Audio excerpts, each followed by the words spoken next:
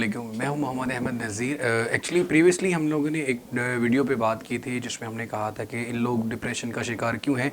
तो आज एक बहुत ही एक इम्पोर्टेंट टॉपिक है जो है सक्सेस, कामयाबी किसे कहते हैं। अगर मैं इसको बहुत आसान लफ्ज़ों में बात करना चाहूँ तो कभी कर ही नहीं सकता, क्योंकि हर एक बंदे का अपना एक स्केल है, एक अपना एक इंस्ट्रूमेंट है भाई। कैलिबर उसने रखा हुआ है कि किसको डेफिनेशन किसको सक्सेस कहते हैं। कुछ लोगों के लिए सक्सेस ये है कि अगर वो ज़िंदगी में एक बड़ी गाड़ी बड़ा घर ले लेते हैं सो वो समझते हैं कि वो कामयाब हैं। कुछ लोग ये अगर मैं अपना ये ख्वाब अचीव कर लेता हूँ, ये चीज़ ड्रीम है मेरा, अगर मैं सक्सेस कर जाता हूँ तो मेरे लिए कामयाबी है। तो लेकिन मैंने फिर ये बात की कि डेफिनेशन ऑफ सक्सेस करना हमारे लिए मुश्किल है, क्योंकि हर एक का मेयार, हर एक का स्टैंडर्ड सक्सेस के लिए डिफरेंट है। लेकिन कामयाब होने में और कामयाबी महसूस करने में बड़ा फ़र्क है।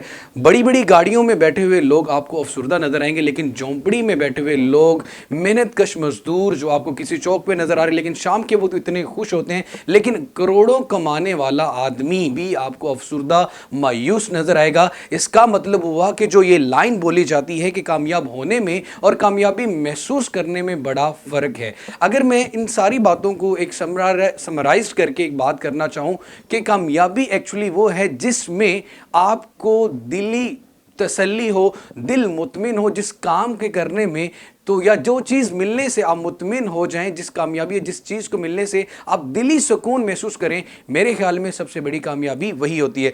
और कुरान पाक में जब बार बार जिक्र किया गया तो कुरान पाक में जो वर्ड बोला गया वो फलाह का बोला गया। उलाइका हुमुल मुफलिहून, सूरत बकरा की आयत नंबर 6 में, कि वही कामयाब लोग हैं। फलाह का लफ्ज़ मतलब वहाँ जब दुनिया और आखिरत दोनों की कामयाबी है।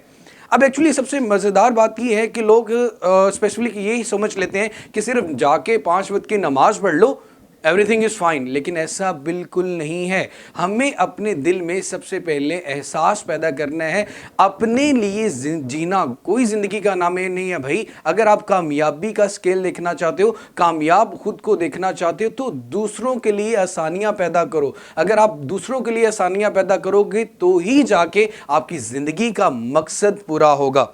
अब मसला ये होता है कि हमारे यहाँ सबसे बड़ी जो रीज़न ये है कि जी हम तो नाकाम हो रहे हैं, हमारे अंदर हमें कोई इज़्ज़त नहीं मिल रही, हम जहाँ पे भी काम करते हैं हमारे लिए मुश्किलात हैं। वो क्यों आती हैं? क्योंकि आप जो काम कर रहे हैं वो लगन से नहीं कर रहे, वो मेहनत से नहीं कर रहे। अगर आप कोई भी काम करते हो, काम वही करो जो आपको पसंद है, प्रोफेशन वही चूज़ करो जो आप करना चाहते हो। अगर आप ऐसा करोगे तो वो काम हम लगन, शौक, मेहनत और जज्बे से करोगे। लेकिन अगर आप अपनी मर्जी का प्रोफेशन चूज नहीं करते तो वो मजबूरी से, सुस्ती से, काहली से करेंगे। तो प्रीटी ऑब्वियस है जिस अदारे में भी आप काम कर रहे होंगे उसके जितने भी हेड होंगे वो आपसे नाराज होंगे। जब वो आपसे नाराज होंगे तो वो चीजें आपको डिप्रेशन में ले जाएंगी। आपको कोई भी आगे जाने का कोई स्टेप नजर नहीं आ रहा होगा, कोई कामयाबी नजर नहीं आ रही होगी। तो सबसे इंपॉर्टेंट जो की फैक्टर होता है किसी भी काम करने या जिंदगी में, वो ये है कि आप जो भी प्रोफेशन, जो भी काम चूज करना चाहते हैं उसमें आप अपनी रजा देखें कि आप वो उससे आपको तसल्ली मिल रही है,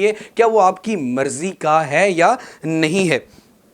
तो सबसे पहली बात तो मैं हमेशा ये कहता हूं कि आप कोई भी प्रोफेशन चूज करते हैं तो उसमें आपका मुखलिस होना, सिंसेयर होना मैटर करता है। एक्चुअली जब हमें ये फील होता है कि यार मैं अपने काम के साथ मुखलिस हूं, आप अपना काम ईमानदारी से कर रहे होते हैं, लेकिन उसके पॉजिटिव इफेक्ट्स ये होते हैं कि आपकी पूरी सराउंडिंग में आपको ऑब्जर्व करने वाले लोग आपसे मुतमिन हो जाते हैं, उनका ट्रस्ट आप पे डेवलप हो जाता है कि यार ये बंदा अपने काम के साथ तो मुखलिस है। इट मींस जब आप अपने काम के साथ मुखलिस हो, आप जिस अदारे में काम करें वहां के लोग आपसे सेटिस्फाई हैं कि भाई ये तो हमारा काम तो अच्छे से कर रहा है। तो जो भी काम करते हो ईमानदारी से करते हो तो आपका एक पॉजिटिव इमेज डेवलप हो जाता है। और अल्लाह ताला की तरफ से भी आपको हमेशा कामयाबी इसलिए मिलती है क्योंकि आप ईमानदारी वाला फैक्टर बीच में लेके आए हुए हो। तो जैसे कि भाई जब आप कोई भी, कुछ लोग कहते हैं भाई मैंने तो बड़ा ईमानदारी से काम किया लेकिन उसके रिजल्ट कभी भी अच्छे नहीं आए, तो रिजल्ट के जिम्मेदार मैं और आप नहीं है। रिजल्ट क्या आएगा क्या नहीं आएगा, इस चीज़ का फैसला हमें अल्लाह ताला की ज़ात पे छोड़ देना चाहिए। इंसान होने के नाते हम जो कर सकते हैं आप अपना 100% परफॉर्म करें और नताइज किस पे छोड़ दें, अल्लाह ताला की ज़ात पे। कभी भी परेशान नहीं होना कि यार मैंने मेहनत की तो नतीजा क्या मिलेगा। अगर कुछ गलत या कुछ सही आपकी रिक्वायरमेंट के मुताबिक नहीं होता तो आप कहते हैं कि वो नाकामी होगी, ऐसा नहीं है। हो सकता है अल्लाह ताला की ज़ात ने उससे बेहतर आपके लिए सोचा हो। बड़े अल्लामा इकबाल भी फरमाते हैं ना, जो तुंदे बादे मुखालिफ से ना घबरा एक आप, ये तो चलती है तुझे ऊंचा उड़ाने के लिए।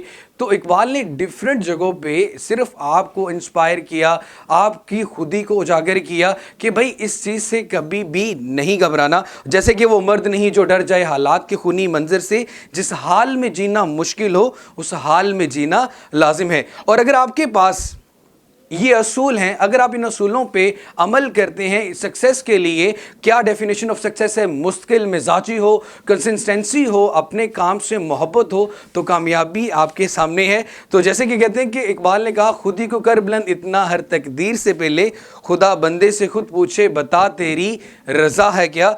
और एक और बड़ा मज़ेदार शेर है, मुझे बोलना चाहिए वाकई में, मंजिल की जुस्तजू में क्यों फिर रहा है राही, इतना अजीम हो जा कि मंजिल तुझे पुकारे। लेकिन सारी बातों की एक सिंपल सी बात, अगर आप मेहनती हैं तो आप कभी भी नाकाम नहीं होंगे। अपना बहुत सारा ख्याल रखिएगा। नेक्स्ट किसी वीडियो में किसी अच्छे से टॉपिक पे बात अगेन करेंगे। अपना बहुत सारा ख्याल रखिएगा। अल्लाह हाफ़िज़।